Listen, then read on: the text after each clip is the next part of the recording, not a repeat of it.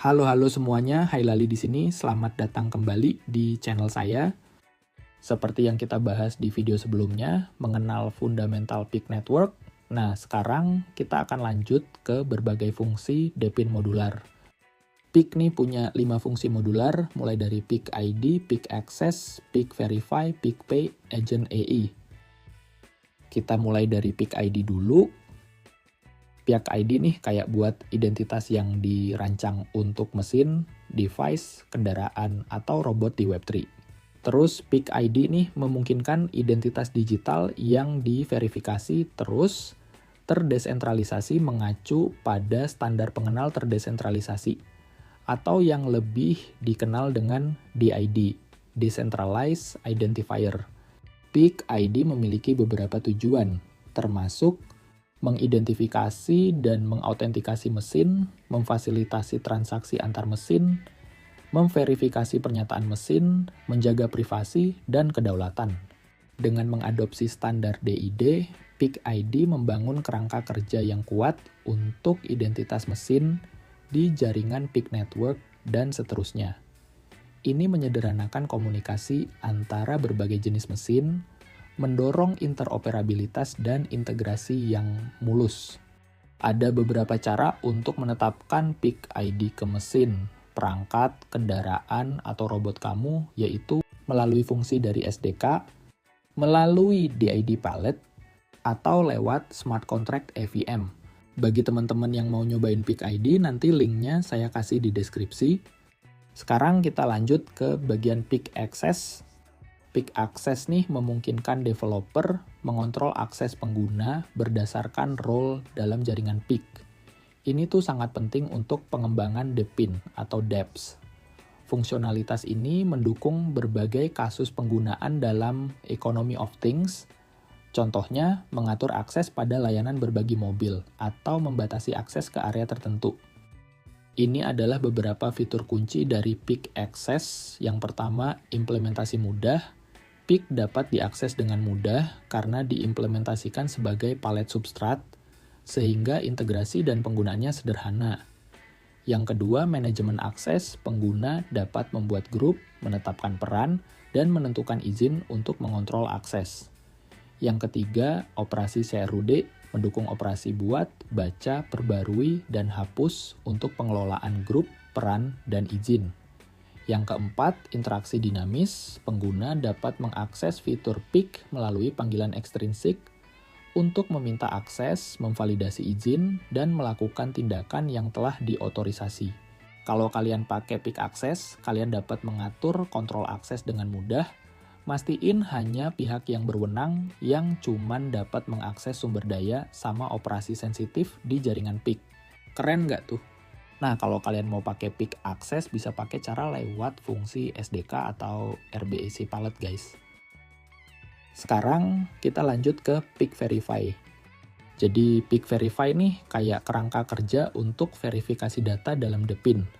Fungsinya tuh untuk mastiin data yang dihasilin dari perangkat fisik itu tuh autentik, dapat dipercaya tanpa ngelibatin otoritas terpusat. Nah, kerangka kerja ini terdiri dari 3 tingkat verifikasi. Pertama, verifikasi tingkat 1, data yang ditandatangani dengan kunci privat perangkat dan disimpan di blockchain peak memastikan bahwa data tersebut autentik dan belum diubah. Kedua, verifikasi tingkat 2, pakai kecerdasan buatan digunakan untuk mendeteksi pola dan anomali dalam data, membantu mengidentifikasi perangkat yang mungkin mengirimkan data yang salah akibat kesalahan teknis atau niat jahat.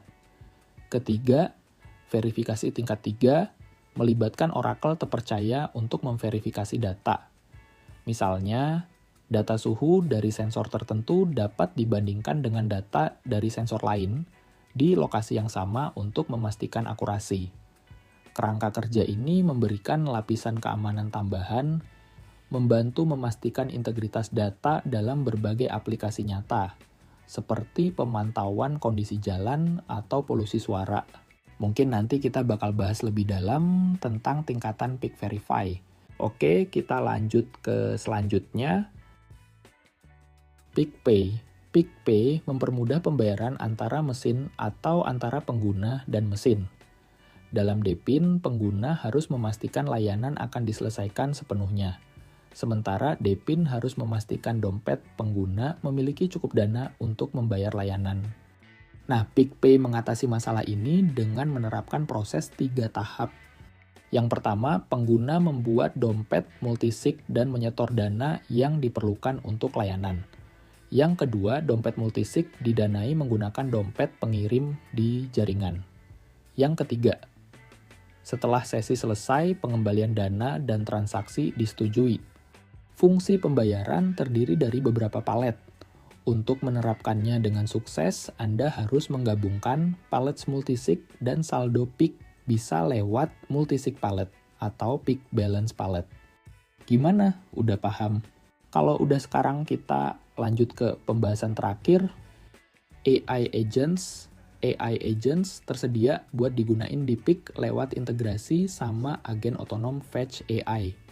Integrasi ini memberdayakan pengusaha sama pengembang yang membangun PIK untuk gunain agen mikro untuk optimalin sama mengotomatisasi berbagai proses bisnis dalam economy of things.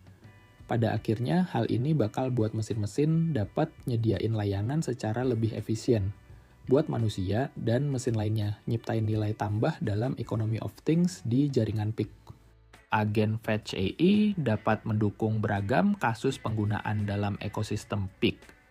Sebagai contoh, micro agents dapat menghubungkan pengemudi dari semua jenis kendaraan dengan tempat parkir yang optimal sesuai dengan kriteria pengemudi. Dengan agen mikro yang juga mewakili tempat parkir yang terhubung, mereka dapat mengelola pembayaran menggunakan PIK sebagai lapisan penyelesaian.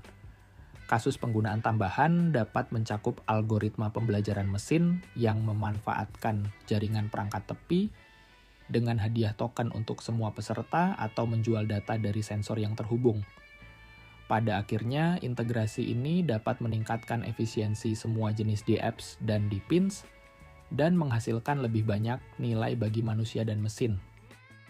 Nah, itu saja dulu pembahasan kita kali ini tentang fungsi modular PIK. Next video, kita bakal bahas fitur multi-chain-nya, PIK Network. Sekian dan terima kasih, sampai jumpa di next video semuanya. Bye!